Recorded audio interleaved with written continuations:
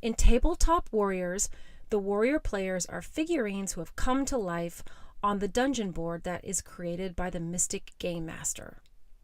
Warrior players cooperate to beat the dungeon that the Game Master has created. As a warrior, you can join a game by clicking on Join Game from the main menu, and you will see a list of games that are available to join. Once you have joined a game, you will find yourself in the tower room in front of the jewel box. Here is where you will select your warrior class to play in the dungeon. Each class has its own unique strengths and limitations. As an example, here is the fighter. The fighter is the only class to start with 2 weapons and can choose to use a shield or both weapons at once. However, the fighter cannot use magic, but they have the special ability to jump pits. Note that if another player has already selected a class, that class will not be available to you. Once your warrior class is selected, you'll find yourself in the tavern lobby, where you'll meet the other warrior players. If you are in the tavern and a dungeon has not been started or loaded yet, you can still choose to change your class by using the tavern's door that says Change Class. While in the tavern lobby and before going into the dungeon board, it's good to get used to moving your warrior around. The default mode of turning your character in the game is 360. If you are using a tethered device, you can change it to the Turn with Pointer setting in the main menu's Options under Controls. For moving your warrior, the default mode is Slide to Next Square. If you prefer, you can change this setting to Teleport on Move in the main menu's control options. To move in the space, you touch the A button on your controller to display an indicator on the floor. That is where you can move to the next square. Press the A button to actually move your warrior to that square.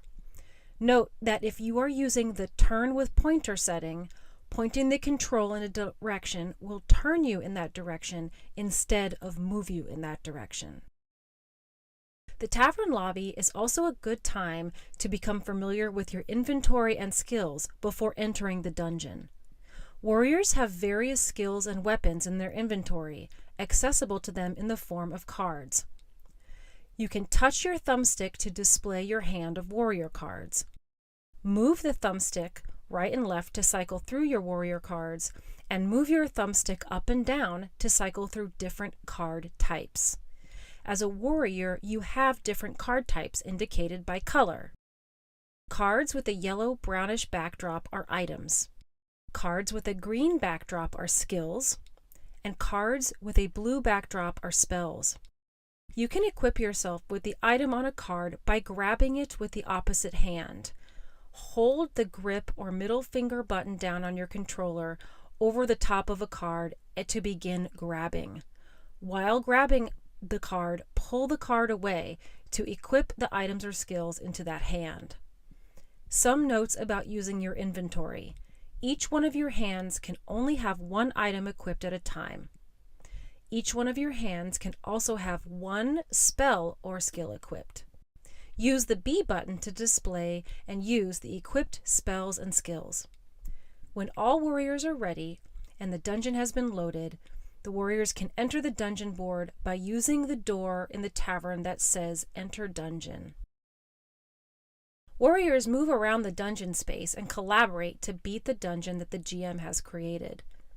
To interact with objects in the dungeon, such as doors, switches, or traps, reach out with your hand until the item turns green. This indicates that you can interact with it, and click the trigger or index finger button to do so.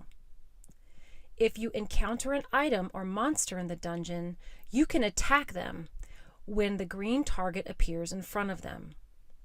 Wield an equipped item, such as a sword or axe, by holding the grip button down on your controller.